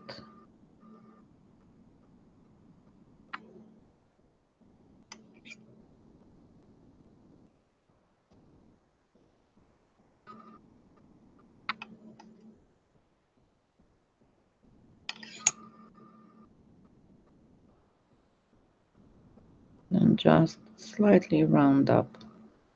Because those Tibetan beads, as I said, they are old stuff and they are very worn out and all that. So you'll have a lot of wear and tear on them. And then just simply reinsert your. And this you can use to make little coral beads later. As you can see, there's no crayon on it. If there is any, you can remove it. But the clay is reusable. So I'm going to place it back in here. And here we have our first coral bead that is Himalayan Tibetan coral beads. So this goes on the side for baking. Now let's get another coral, and this time what?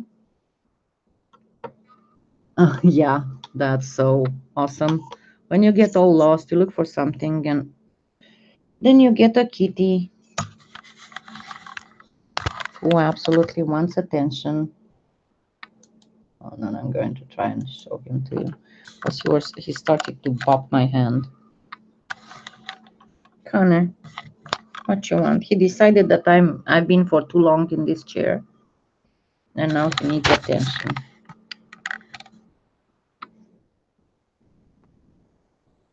Okay. And then he's making the rounds. He's going under the table and coming up from the other side. And soon he's going to jump on the back of my chair. Because that's kind of wanting attention.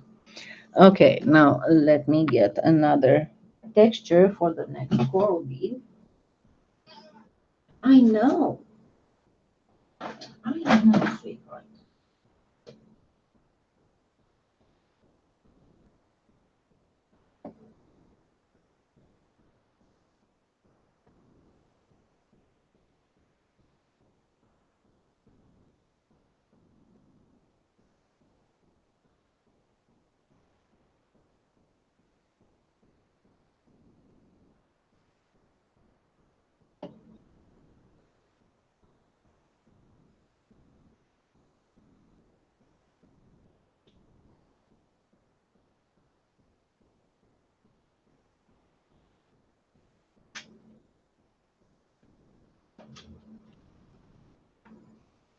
Okay, for the next one, I'll show you a little trick, Connor. And for the next one, I'll show you a little trick. We'll just go with a regular coral, and we'll use the red of the art clay. Now, this one, I know that I had it for a longer time, so I don't know how hard it is. but I guess we'll just find out. Remember, whenever you need to condition Pardo, it's always thin. You never condition Pardo thick, because if you try to condition Pardo thick, it's going to crumble and you'll think that you have half-baked clay. Actually, this is too much. It should be enough for a bead. What did I tell you? He just needs attention. Yes, Mama loves you.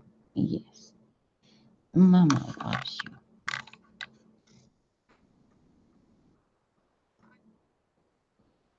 He just needs attention. You're gonna topple stuff. Look at his butt.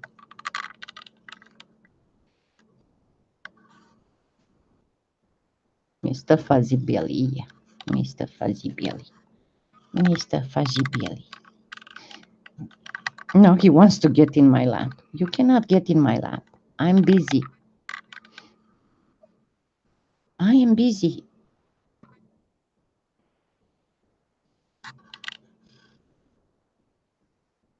Yeah.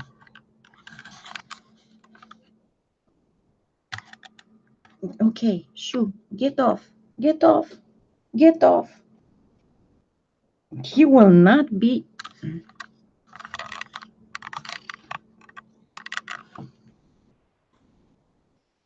Right.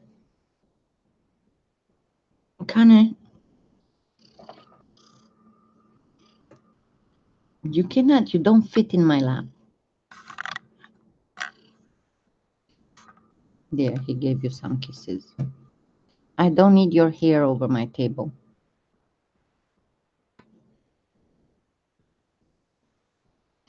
I'm gonna kiss you if you don't stop. He hates kisses. And the best way to get rid of him is to kiss him. Okay, you got enough attention? It's never enough attention for Connor, huh?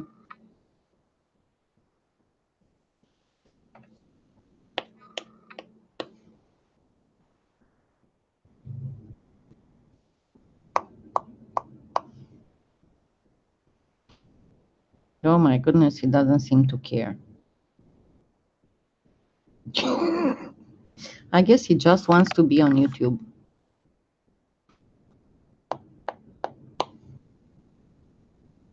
Normally, he would just run away when I kiss him. Because right now, he doesn't care. Okay, so getting back to our clay. I guess you had enough of a spoiled cat. So now I have the red from the art clay. It's not the jewelry clay. Yeah, they can be so bad. When they need attention, and they'll do whatever next is necessary to get it.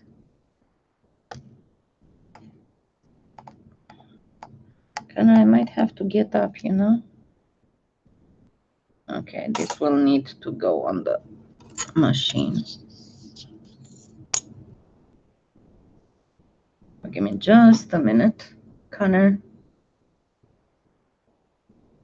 get off. Jeez.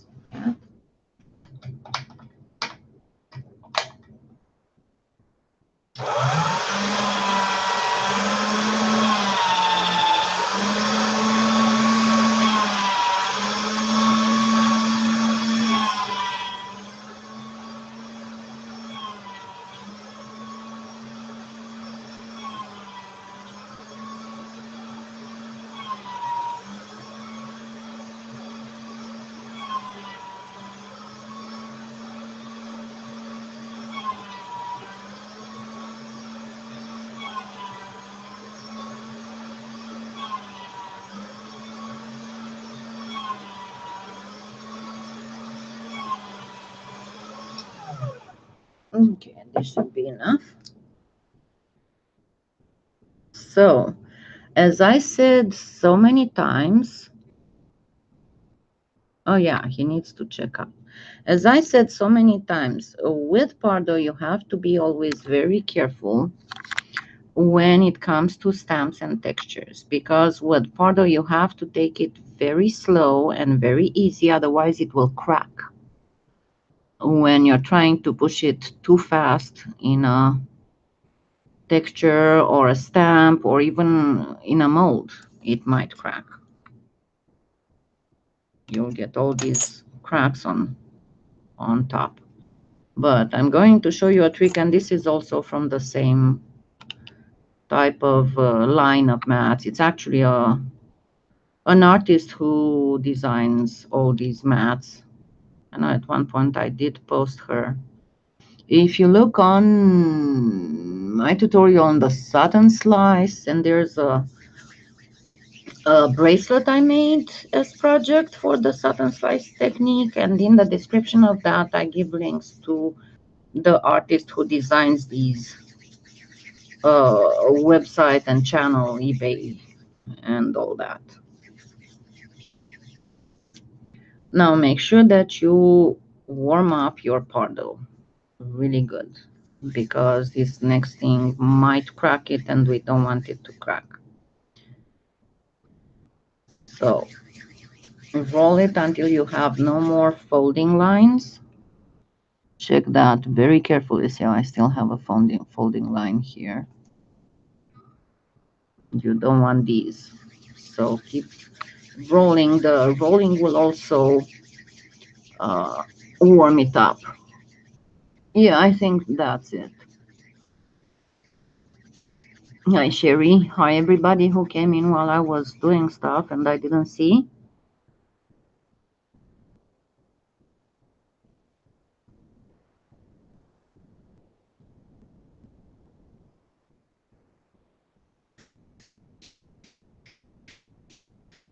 Happy Mother's Day. I'm only a mother of fur babies, but that should be okay. All right, so as much as I could, I got it nice, and let me actually smooth it out and then wipe it off, because you don't want to leave a lot of alcohol on Pardo. It might dry it out. So what I'm going to do, I'm going to actually first clean it, and then I'm going to see how this is why I chose it, because it has these little squiggly amoeba things, like microbes and bacteria and stuff. So I'm going to put on one side the middle of one, and on the other side the middle of one, and I'm going to very, very gently start squeezing, but gently because I don't want to crack my clay.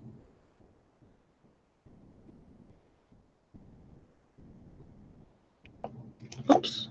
And then I drop it, and I need to get under the table to get it.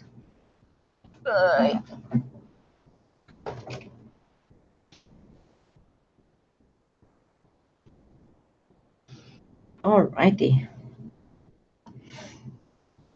So yeah, it didn't go all the way in the middle, but it made a clean, nice textural effect for a bead. So next, I'm going to choose one of these, and I'm going to very gently press it.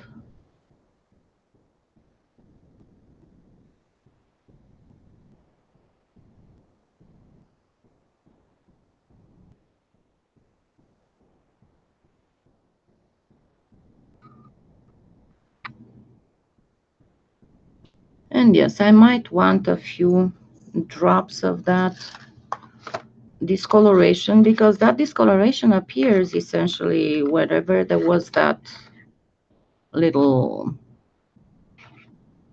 what color is this? Oh, it's brown. The little creature inside. Only that this time I'm going to not let it get embedded and I'm using brown only. Just place a few here and there.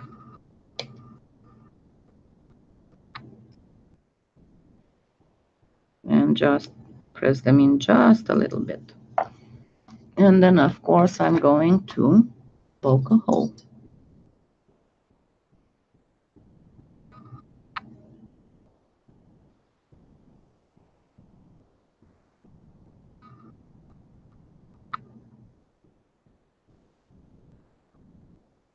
Just making sure I'm going the right way.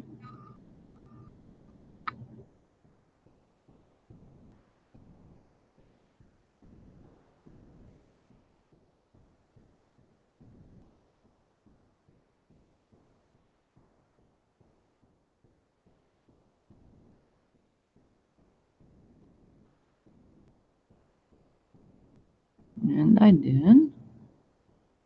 And then take this out and go the other way in.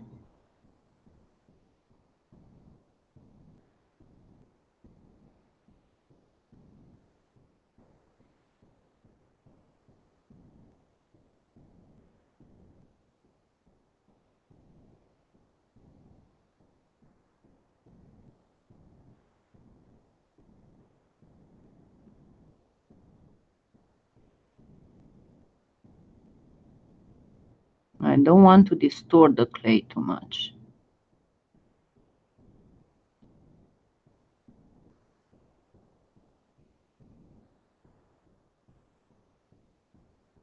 And there we go. I got the second bead. And now let's do a regular cabochon.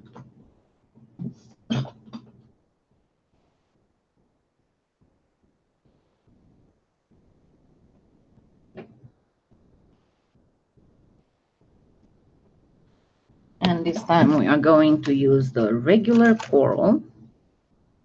And then the red fire opal will make one oval cabochon, and let's make a teardrop cabochon. And we'll have four different corals. And we'll see which of them looks the most realistic, right?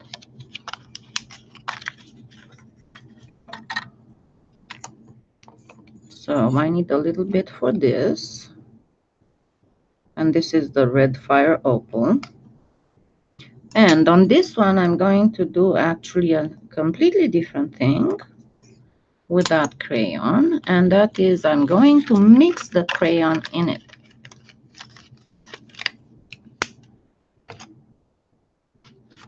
And I'm going to use the black, if I can find it.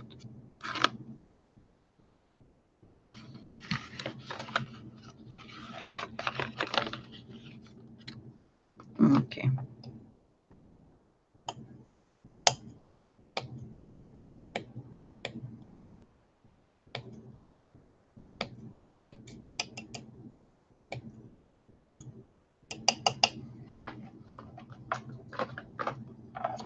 Let me see how well conditioned it is, if it needs the pasta machine. Just a little bit.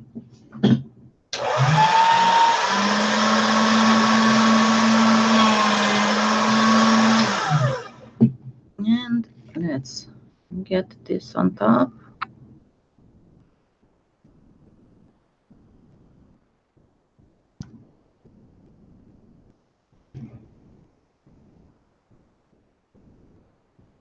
And you will see it will give completely different effects.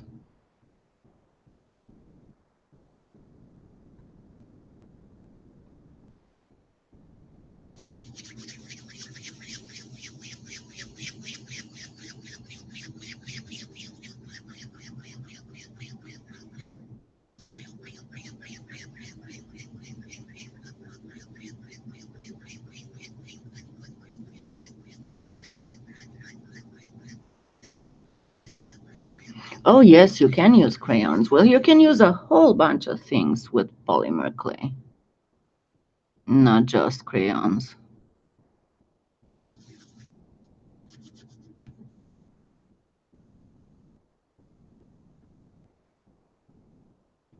Okay, so I made myself a little bit of an oval thing.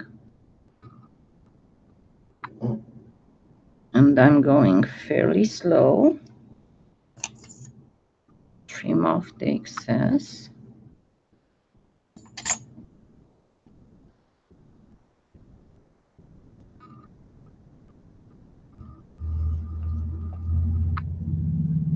And here's a little cabochon. Looks almost like a little ladybug. And no worries, I'm gonna make another bead out of this. And then with the coral, we're going to make a teardrop cabochon. And this time we are not going to do anything to the clay. We're just going to leave it as is, because you know that the most expensive coral is the one that is unblemished, unpainted, nothing. And I think this is too much. Sorry, Pardo is so hard to come by that I'm economizing every little speck of it. Okay, so we got this is regular coral. So we use the foam coral for the Tibetan beads, and then the red, the art clay red for the stuff with just a little bit of crayon on it. Then the red fire opal for the cabochon with crayon in it. And then we are using the regular coral for unblemished cabochon.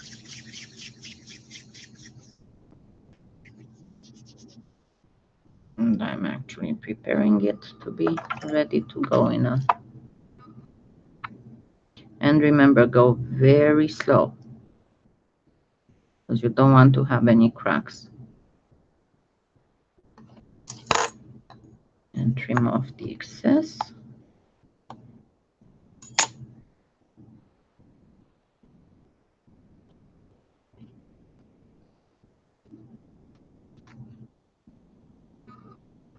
It's not as easy to come out as it is from the best flexible molds. This is the Sculpey one.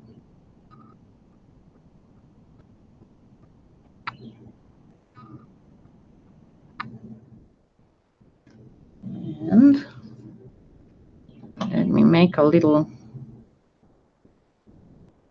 bead with this.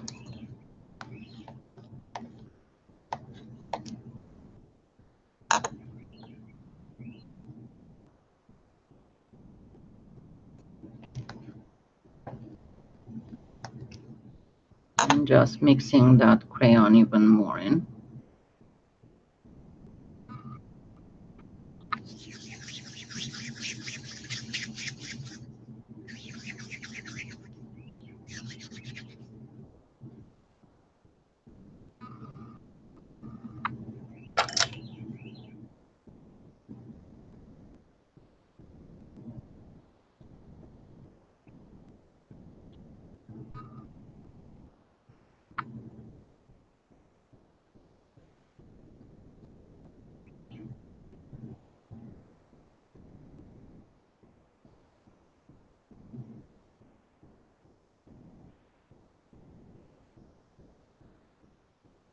And let's give it a little bit of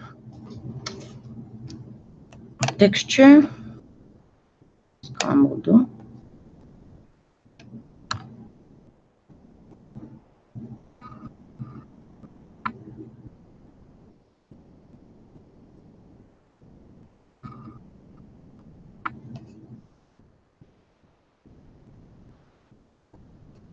There we go.